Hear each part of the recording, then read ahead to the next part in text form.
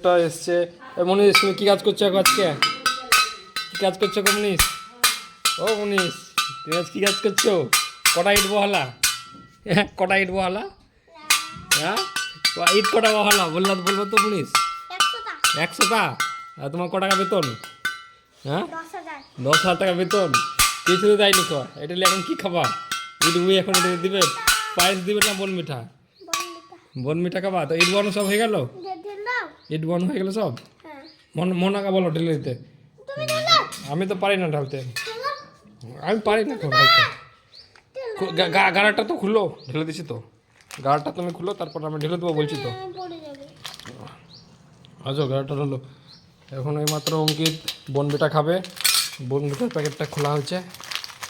এখন মানে কাজ করতে করতে খিদা লেগে গেছে অঙ্কিতে, তাই না? তাই এখন বনবিটা খাবে। দেখো সবাই, দেখো বনবিটা খাচ্ছে। খুলো। আরে ল্যাটপেটা লেগে গেছে রে প্যাকেট। এরকম কেন? হ্যাঁ, এরকম কেন প্যাকেট? ল্যাটপেটা লেগে গেছে একটু। মনীষের খিদা লেগে গেছে। 1 কেজি মাছ খাকা না, তার নাই বনবিটা খাবে। লা, আর খাস না, থাক। আর তুই প্যাকেটটা ছাড়তো।